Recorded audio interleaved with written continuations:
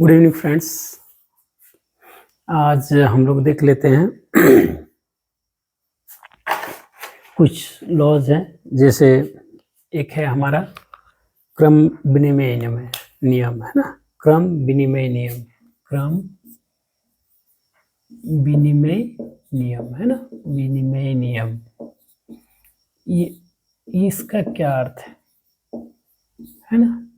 क्रम विनिमय नियम, इसका अर्थ है कि क्रम का विनिमय मतलब क्या होता है। विनिमय मतलब होता है एक्सचेंज, है ना।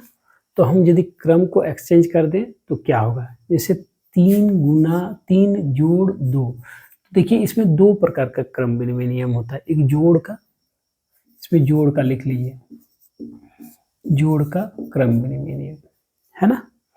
तो जोड़ का क्रम विनिमय नियम, तो जोड़ का क्या है, मान लीजिए दो संख्या ले लेते हैं, 3 जोड़ 2। ये तो नेचुरल नंबर है, हमारा क्या प्राकृतिक संख्या है, 2 जोड़ 3। हम जानते हैं कि 3 जोड़ 2 बराबर 2 जोड़ 3 होता है। इसी प्रकार आप ये भी लिख लीजिए, 5 जोड़ 8 बराबर आप देखिए 13, और 8 जोड़ 5 यदि करते हैं, है ना। मतलब पहले जो है उसको बाद में, और बाद वाले को यदि पहले कर देते हैं तो जोड़ में किसी प्रकार का कोई परिवर्तन नहीं होता है। इसी को लिखते हैं, माना एल्जेब्रिक टर्म में लिखते हैं, a plus B equal to B plus A, है ना। a जोड़ b बराबर b जोड़ a, ऐसा रहे। a का मान मतलब आप कुछ भी डालें। तो हाँ, ये चीज़ जान लीजिएगा, जोड़ का क्रम विनिमय नियम आपका प्राकृत पूर्ण, आपका क्या है, पूर्णांक परिमेय, सभी संख्या के लिए ये सही है। a प्लस बी बराबर बी प्लस ए, इसको कहते हैं जोड़ का क्रम विनिमय नियम। यही चीज़ फिर क्या है, आप होल नंबर वगैरह जितना इंटीजर्स वगैरह जो भी लीजिए, फ्रैक्शन वगैरह, या फिर आपका रेशनल नंबर वगैरह, सभी के लिए जोड़ का क्रम विनिमय नियम सही है। हाँ, और ये आपका फिर एक आता है यहाँ गुना का क्रम विनिमय नियम।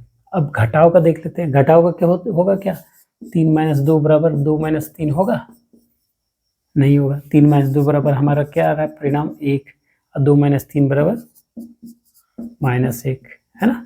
दोनों अलग अलग है, इसलिए घटाव का क्रम विनिमय नियम किसी में लागू नहीं होता है, ठीक है। तो ये हमारा हो गया। हमारा अब ये होता है गुना का क्रम विनिमय नियम। गुना का क्रम विनिमय नियम इसमें भी सही है, इसमें भी सभी संख्या के लिए सही है आपका। जैसे 3 गुना 2 ले लीजिए और 2 गुना 3 कर दीजिए, दोनों का परिणाम क्या है ना, 6 आता है, तो सही है ना। -3 यहाँ कर दीजिए, तब दोनों में -6 होगा, कहीं कोई दिक्कत नहीं है। 3 गुना 2 6, और माइनस है धन, ऋण और धन, ऋण, है ना। तो यहाँ पर क्या हो गया, यहाँ पर क्या है, सेम वैसा ही है। आप फिर पूर्णांक संख्या का ले लीजिए, ये पूर्णांक का हो गया। फ्रैक्शंस का ले लीजिए, भिन्न वाला, 3/2 गुना 3/4, ऐसा ले लीजिए। यहाँ कर दीजिए 3/4 गुना 3/2। देखिए परिणाम, देखिए 3 × 9 9/8, है ना। इसका 3 × 9/8। तो इस प्रकार गुना का भी क्रम विनिमय नियम सही होता है, सभी संख्याओं के लिए सही होता है। तो ये जोड़ वाले में लिखते हैं a धन b, a जोड़ b बराबर b जोड़ a। तो ये जोड़ का क्रम विनिमय नियम हो गया। ये क्या हो गया, जोड़ का क्रम विनिमय नियम हो गया।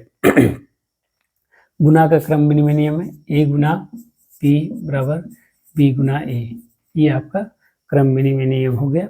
आज हम लोग इसको, आज के लिए इतना ही। आज क्रम विनिमय नियम देख लिए, जोड़ का क्रम विनिमय नियम और गुना का क्रम विनिमय नियम, हाँ। तो इसको एक्सचेंज रूल भी आप कर सकते हैं, या फिर कम्यूटेटिव लॉ कहते हैं, कम्यूटेटिव